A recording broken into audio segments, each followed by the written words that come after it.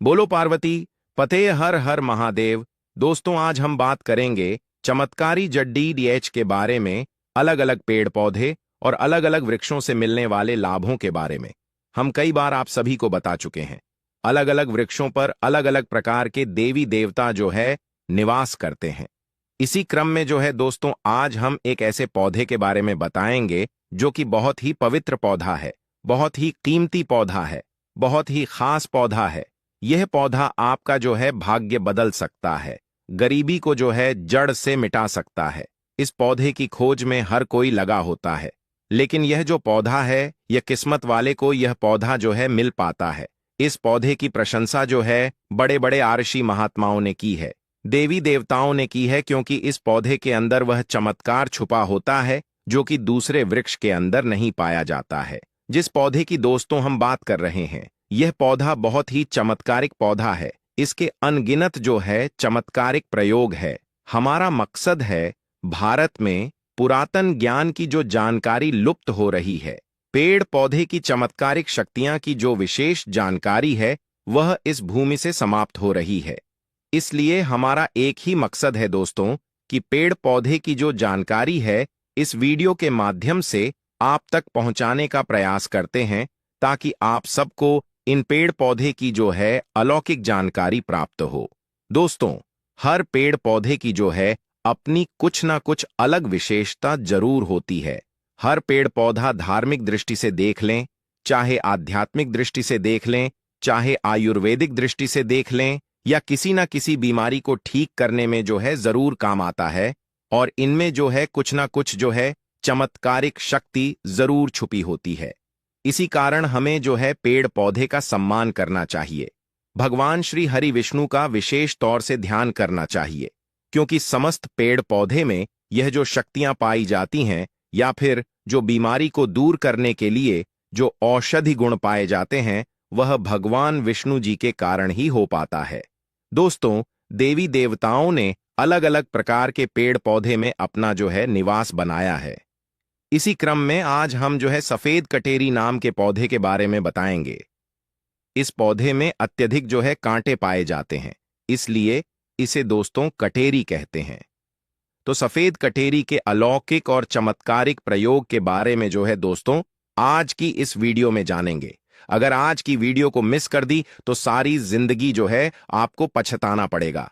याद रखना, अधूरा ज्ञान जो है हमेशा खतरनाक साबित होता है, इसीलिए वीडियो को कभी भी बीच में छोड़ करके नहीं जाना, वरना आपको दोस्तों जीवन भर पछताना पड़ेगा, क्योंकि इसकी जड़ में कुछ ऐसी चीज पाई जाती है, इसके अंदर कुछ ऐसे अद्भुत शक्तियां पाई जाती हैं।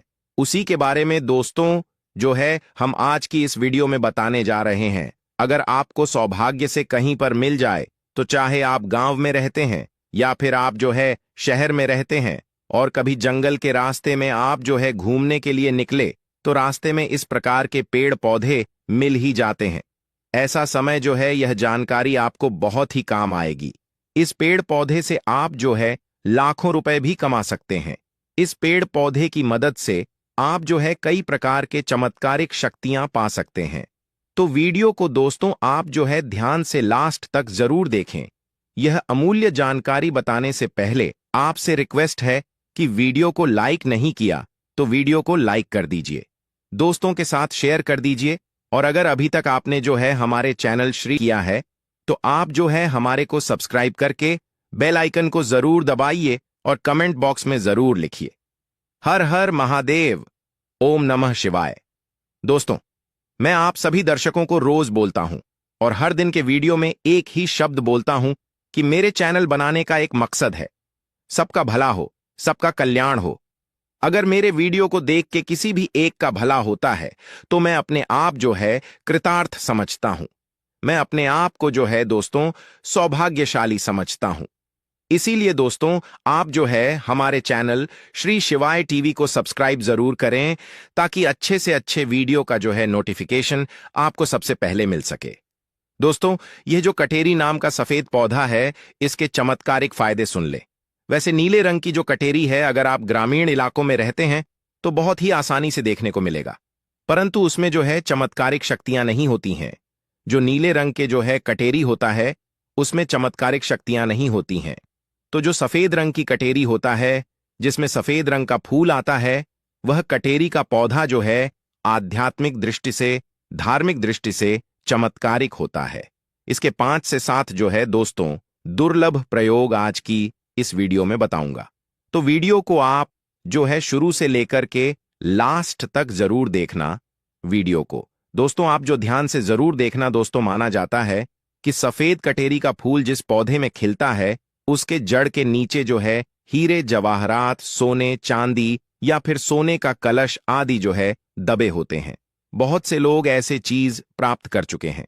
हर सफेद कटेरी के पौधे के नीचे जो है दोस्तों धन गढ़ा होता है। जिस कटेरी में सफेद रंग के फूल लगे होते हैं, समझ जाइए कि उसके नीचे में जो है जमीन में निश्चित रूप से जो है गढ़ा हुआ धन है। वहां पर आप खुदाई जरूर करें, आपको जमीन में दबा हुआ जो है दोस्तों धन जरूर प्राप्त होगा दोस्तों। लेकिन यह जो है 3 में से किसी एक जगह पर होना चाहिए। एक तो श्मशान में उगे हुए सफेद कटेरी, क्योंकि सफेद कटेरी जो है श्मशान में उगते हैं तो इस पौधे के नीचे में अत्यधिक धन मिलता है। दूसरी मंदिर के पास में अपने आंखों में देख सकते हैं। यह बहुत ही दिव्य एवं अलौकिक चमत्कारिक प्रयोग है। आज हम बात करेंगे कि मंदिर में रखा हुआ लौटा जल क्यों इतना महत्वपूर्ण है और उसे किस सही तरीके से उपयोग में लाना चाहिए। साथ ही हम यह भी जानेंगे कि मंदिर में लौटा किस धातु का होना चाहिए, क्या पीतल, तांबा या कुछ और। कई लोग इस बारे में अनजाने में गलतियां कर देते हैं और बाद में उन्हें पछताना पड़ता है। इस वीडियो में हम आपको बताएंगे कि इन गलतियों से कैसे बचे, क्योंकि इससे नुकसान हो सकता है। मंदिर में एक लोटा जल हमेशा सही तरीके से रखना चाहिए। अब बात करते हैं घर के दीपक की। क्या आपको तांबे, लोहे, पीतल, कांसे या मिट्टी का दीपक रखना चाहिए? सही दीपक का चुनाव न करने पर भी घर में परेशानियां आ सकती हैं और दीपक की बाती का चुनाव भी जरूरी है। क्या कच्चा कलावा ठीक है या फिर रुई या सूती धागा सही रहेगा? इन छोटी छोटी बातों की अनदेखी से पितृदोष, शनिदोष, काल, सर्पदोष या गरीबी जैसी समस्याएं हो सकती हैं। दोस्तों, यदि आप इस वीडियो को बीच में छोड़ने का सोच रहे हैं तो आप अब भी छोड़ सकते हैं। लेकिन कृपया ध्यान रखें, अगर आप लक्ष्मी माता का अपमान करते हैं तो यह आपके लिए शुभ नहीं रहेगा। अब बहुत से लोग यह सवाल पूछते हैं कि मुख्य द्वार पर जल छिड़कने का सही समय और तरीका क्या है? क्या इसे स्नान के बाद करना चाहिए या बिना स्नान के भी किया जा सकता है? और क्या झाड़ू लगाने से पहले जल छिड़कना चाहिए या बाद में? एक और सवाल जो अक्सर पूछा जाता है वह है, क्या पीरियड्स के दौरान मुख्य द्वार पर जल छिड़क सकते हैं या दीप दान कर सकते हैं? और जब मुख्य द्वार पर जल चढ़ाएं तो इसे अंदर की तरफ से चढ़ाएं या बाहर की तरफ से? फ्लैट या किराए के घर में रहने वाले लोग भी पूछते हैं कि मुख्य द्वार पर दीपदान और जल छिड़कने का सही तरीका क्या है। आज का वीडियो इन्हीं सवालों के जवाब पर आधारित है। सबसे पहले हम यह जानेंगे कि घर के बाहर और अंदर दीपक जलाने के क्या फायदे हैं। खासकर घर के बाहर दीपक जलाने से जो 5 बड़े फायदे होते हैं वह आपको चौंका सकते हैं। भगवान की पूजा में दीपक जलाने का महत्व तो सभी जानते हैं। हिंदू धर्म में देसी घी या सरसों के तेल का दीपक जलाना बेहद शुभ माना जाता है तथा तिल के तेल का दीपक भी जलाया जाता है। लेकिन भगवान के सामने दीप जलाना केवल पूजा का एक तरीका नहीं है, बल्कि घर के अंदर और बाहर दीपक जलाने से कई लाभ मिलते हैं। दीपक जलाने से न केवल सकारात्मक ऊर्जा उत्पन्न होती है, बल्कि 5 बड़े फायदे भी मिलते हैं। तो आइए जानते हैं। नंबर 1, पृथ्वी से अंधकार दूर होता है। घर में दीपक जलाने से न केवल घर का अंधकार दूर होता है, बल्कि यह नकारात्मक ऊर्जा को भी घर से बाहर कर देता है। जहां दीपक जलता है वहां सकारात्मक ऊर्जा का वास होता है। स्वाभाविक है कि जहां सकारात्मक ऊर्जा होगी वहां भगवान का भी वास होगा। इसलिए शाम होने से पहले दीपक जलाना शुभ माना जाता है। तेल से जलने वाले दीपक का असर उसके बुझने के बाद भी आधे घंटे तक बना रहता है, जबकि शुद्ध देसी घी का दीपक वातावरण को करीब 4 घंटे तक सकारात्मक रखता है। नंबर 2, दीपक जलाने का वैज्ञानिक लाभ। जब घर में शुद्ध घी या सरसों के तेल का दीपक जलता है तो उसके धुएं से घर के माहौल में सात्विकता आती है। यह धुआं हानिकारक कणों को नष्ट करता है और वातावरण को शुद्ध बनाता है। नंबर 3, सुख समृद्धि का वास। जिस घर में भगवान के सामने दीपक जलाया जाता है, वहां माता लक्ष्मी की कृपा बनी रहती है। ऐसे घर में सुख समृद्धि का वास होता है। दीपक को पूर्व दिशा में रखने से व्यक्ति दीर्घायु होता है और उत्तर दिशा में रखने से धन संपन्नता बढ़ती है। दीपक न केवल घर के अंधकार को दूर करता है, बल्कि हमारे जीवन को भी प्रकाश की ओर ले जाता है। नंबर 4, बीमारियों को दूर भगाने में मदद। घर में दीपक जलाने से बीमारियां आसपास नहीं भटकती। परिवार के सभी सदस्यों को स्वास्थ्य लाभ मिलता है। खासकर अगर दीपक के साथ एक लौंग भी जला दी जाए तो इसका असर 2 गुना हो जाता है। यह त्वचा संबंधी बीमारियों को दूर करने में मदद करता है। नंबर 5, शुभ शक्तियों को आकर्षित करना। सनातन धर्म के अनुसार जिस घर में सुबह शाम दीपक जलाया जाता है, वहां कभी अंधकार नहीं होता। ऐसा घर शुभ शक्तियों को आकर्षित करता। जलता हुआ दीपक शुभ शक्तियों को चुंबक की तरह खींचता है, जो घर के लिए अत्यंत लाभकारी होता है। तो दोस्तों, अब जानते हैं कि मुख्य द्वार पर जल छिड़कने का सही समय और विधि क्या है। अगर आप मुख्य द्वार पर जल चढ़ाते हैं तो आपको यह ध्यान रखना है कि जल को रात में सोने से पहले एक पात्र में भरकर रखना चाहिए। आप कोई भी पात्र ले सकते हैं, जैसे तांबे, पीतल, स्टील या चांदी का। यदि गंगा जल उपलब्ध हो तो उसे थोड़ी मात्रा में डालें और फिर शुद्ध जल से पात्र भर दें। अगर गंगा जल नहीं है तो केवल शुद्ध जल भी पर्याप्त है। इस जल से भरे पात्र को अपने घर की रसोई में रख दीजिए। सुबह उठकर इस जल का छिड़काव अपने घर के मुख्य द्वार पर करें। मुख्य द्वार पर सुबह सबसे पहले छिड़का गया जल घर की सभी समस्याओं को दूर करता। में अपने आंखों में देख सकते हैं। यह बहुत ही दिव्य एवं अलौकिक चमत्कारिक प्रयोग है। आज हम बात करेंगे कि मंदिर में रखा हुआ लौटा जल क्यों इतना महत्वपूर्ण है और उसे किस सही तरीके से उपयोग में लाना चाहिए। साथ ही हम यह भी जानेंगे कि मंदिर में लौटा किस धातु का होना चाहिए, क्या पीतल, तांबा या कुछ और। कई लोग इस बारे में अनजाने में गलतियां कर देते हैं और बाद में उन्हें पछताना पड़ता है। इस वीडियो में हम आपको बताएंगे कि इन गलतियों से कैसे बचें, क्योंकि इससे नुकसान हो सकता है। मंदिर में एक लोटा जल हमेशा सही तरीके से रखना चाहिए। अब बात करते हैं घर के दीपक की। क्या आपको तांबे, लोहे, पीतल, कांसे या मिट्टी का दीपक रखना चाहिए? सही दीपक का चुनाव न करने पर भी घर में परेशानियां आ सकती हैं और दीपक की बाती का चुनाव भी जरूरी है। क्या कच्चा कलावा ठीक है या फिर रुई या सूती धागा सही रहेगा? इन छोटी छोटी बातों की अनदेखी से पितृदोष, शनिदोष, काल, सर्पदोष या गरीबी जैसी समस्याएं हो सकती हैं। दोस्तों, यदि आप इस वीडियो को बीच में छोड़ने का सोच रहे हैं तो आप अब भी छोड़ सकते हैं, लेकिन कृपया ध्यान रखें, अगर आप लक्ष्मी माता का अपमान करते हैं तो यह आपके लिए शुभ नहीं रहेगा। अब बहुत से लोग यह सवाल पूछते हैं कि मुख्य द्वार पर जल छिड़कने का सही समय और तरीका क्या है। क्या इसे स्नान के बाद करना चाहिए या बिना स्नान के भी किया जा सकता है? और क्या झाड़ू लगाने से पहले जल छिड़कना चाहिए या बाद में? एक और सवाल जो अक्सर पूछा जाता है वह है, क्या पीरियड्स के दौरान मुख्य द्वार पर जल छिड़क सकते हैं या दीप दान कर सकते हैं? और जब मुख्य द्वार पर जल चढ़ाएं तो इसे अंदर की तरफ से चढ़ाएं या बाहर की तरफ से? फ्लैट या किराए के घर में रहने वाले लोग भी पूछते हैं कि मुख्य द्वार पर दीपदान और जल छिड़कने का सही तरीका क्या है। आज का वीडियो इन्हीं सवालों के जवाब पर आधारित है। सबसे पहले हम यह जानेंगे कि घर के बाहर और अंदर दीपक जलाने के क्या फायदे हैं। खासकर घर के बाहर दीपक जलाने से जो 5 बड़े फायदे होते हैं वह आपको चौंका सकते हैं। भगवान की पूजा में दीपक जलाने का महत्व तो सभी जानते हैं। हिंदू धर्म में देसी घी या सरसों के तेल का दीपक जलाना बेहद शुभ माना जाता है तथा तिल के तेल का दीपक भी जलाया जाता है। लेकिन भगवान के सामने दीप जलाना केवल पूजा का एक तरीका नहीं है, बल्कि घर के अंदर और बाहर दीपक जलाने से कई लाभ मिलते हैं। दीपक जलाने से न केवल सकारात्मक ऊर्जा उत्पन्न होती है, बल्कि 5 बड़े फायदे भी मिलते हैं। तो आइए जानते हैं।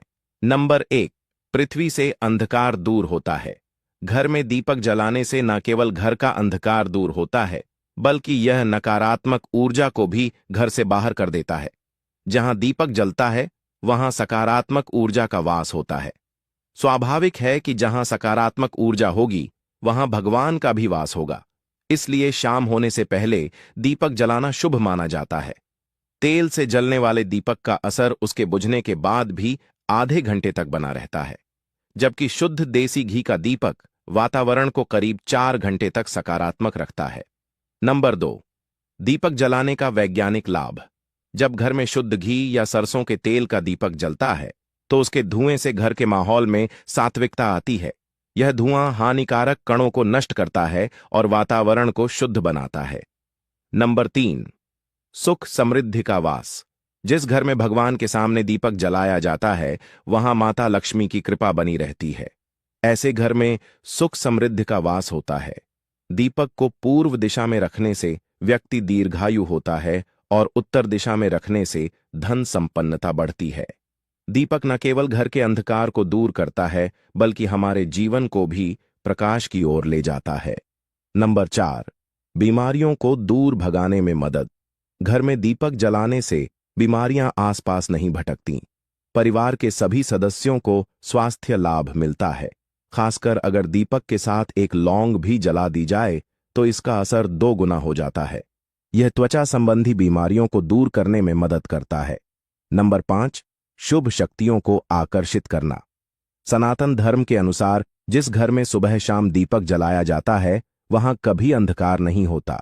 ऐसा घर शुभ शक्तियों को आकर्षित करता। जलता हुआ दीपक शुभ शक्तियों को चुंबक की तरह खींचता है, जो घर के लिए अत्यंत लाभकारी होता है। तो दोस्तों, अब जानते हैं कि मुख्य द्वार पर जल छिड़कने का सही समय और विधि क्या है। अगर आप मुख्य द्वार पर जल चढ़ाते हैं तो आपको यह ध्यान रखना है कि जल को रात में सोने से पहले एक पात्र में भरकर रखना चाहिए। आप कोई भी पात्र ले सकते हैं, जैसे तांबे, पीतल, स्टील या चांदी का। यदि गंगा जल उपलब्ध हो तो उसे थोड़ी मात्रा में डालें और फिर शुद्ध जल से पात्र भर दें।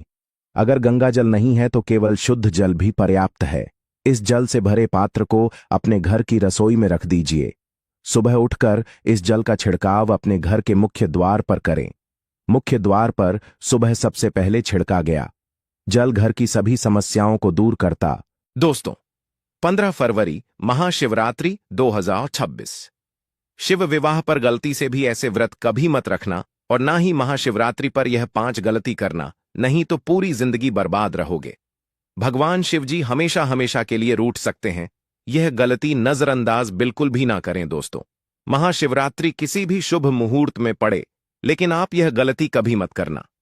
महाशिवरात्रि के दिन खास तौर से व्रत रखते समय इस बात का ज्ञान आपको होना चाहिए।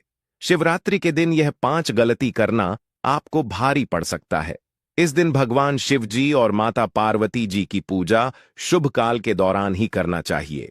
तो ऐसे में हम यह जानते हैं कि शिवरात्रि पर क्या गलतियां नहीं करना चाहिए जिससे भगवान शिव जी क्रोधित ना हो। तो चलिए जानते हैं दोस्तों, शिवरात्रि के दिन क्या करें। 15 फरवरी महाशिवरात्रि 2026 के दिन व्रत करें और सुबह जल्दी उठे स्नान करें और साफ सुथरे कपड़े पहने शुभ काल में मंदिर जाकर भगवान शिव जी को जल और दूध चढ़ाएं। इस दिन भगवान शिव जी का ध्यान करें। ओम नमः शिवाय का जाप अवश्य करें। इस दिन आपको भोजन ग्रहण नहीं करना है, इसीलिए अगर आपने व्रत किया है तो सिर्फ फल खाकर ही व्रत पूरा करें और हो सके तो पूरा दिन फल भी खाएं और दूसरे दिन व्रत छोड़ें। अगर आपसे नहीं हो पा रहा तो आप एक समय में भोजन कर सकते हैं। दोस्तों, वीडियो आगे शुरू करें।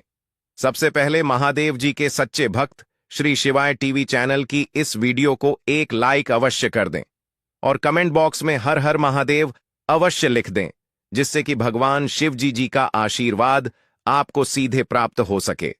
दोस्तों, सच्चे दिल से इस नियम को मानने वाला व्यक्ति भगवान शिव जी को बहुत ही प्रिय होता है। दोस्तों, अब बात करते हैं महाशिवरात्रि के अवसर पर आपको क्या गलती नहीं करना चाहिए जिससे भगवान शिव जी क्रोधित ना हो।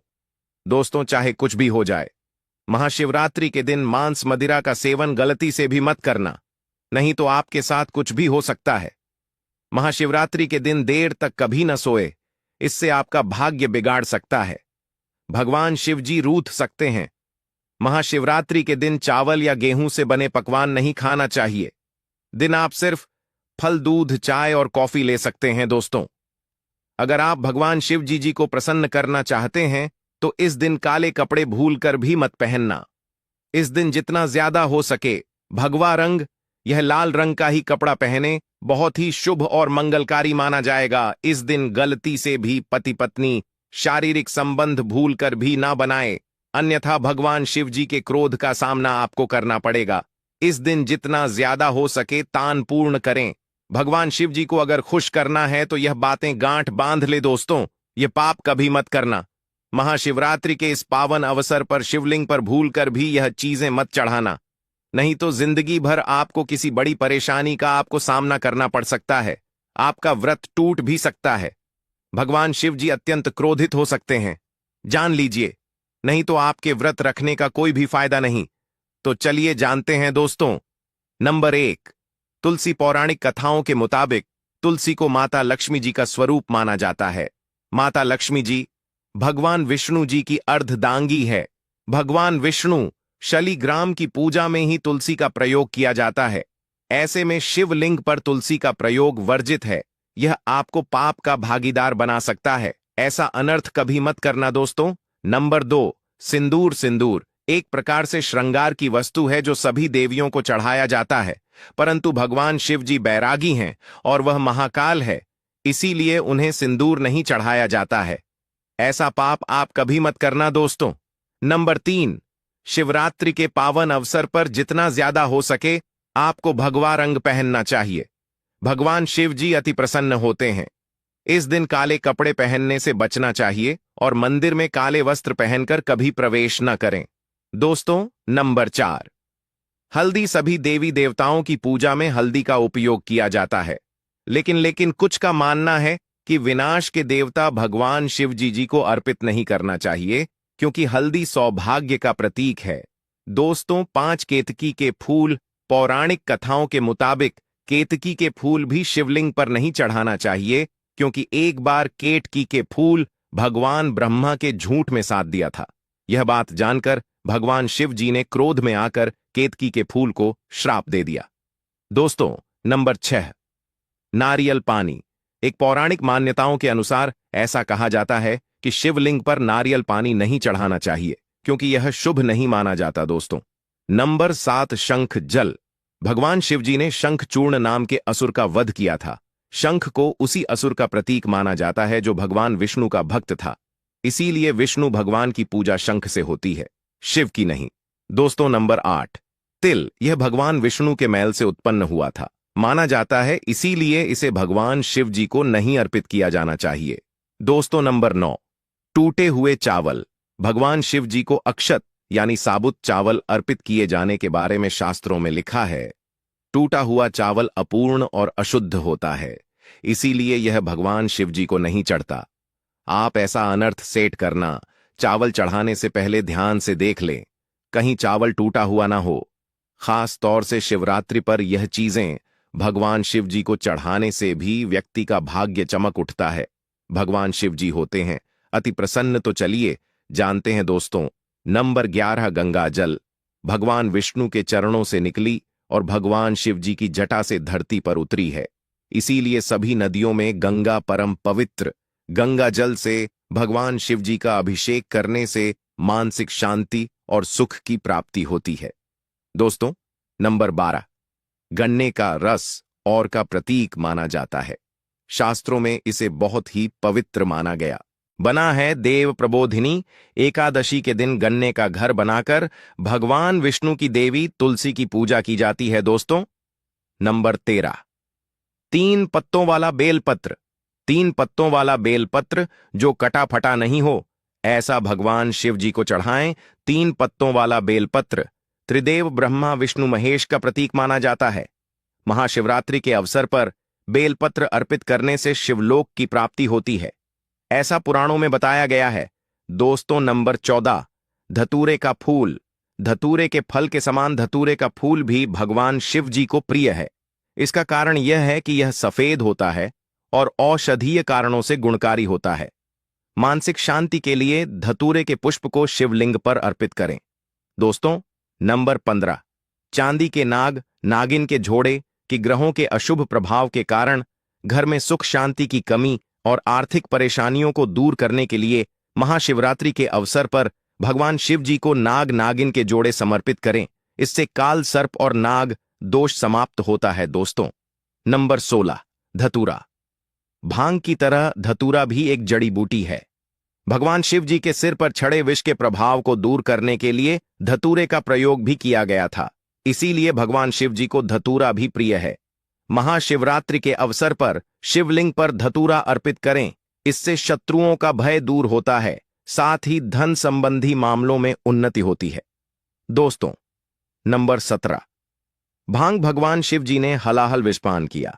इस बीज के उपचार के लिए कई तरह की जड़ी बूटियों का प्रयोग देवताओं ने भी एक है। इसीलिए भगवान शिव जी को अत्यंत प्रिय है। और से शिवरात्रि के अवसर पर भांग के पत्ते को पीसकर दूध या जल में घोलकर भगवान भोलेनाथ का अभिषेक करें तो रोगों से मुक्ति मिलती है दोस्तों। अब बात करते हैं कि आपको महाशिवरात्रि व्रत में क्या खाना। देखिए दोस्तों, जो महाशिवरात्रि होती है वह गंगा जल की हर एक बूंद की तरह पवित्र मानी गई है, शुभकारी मानी गई है।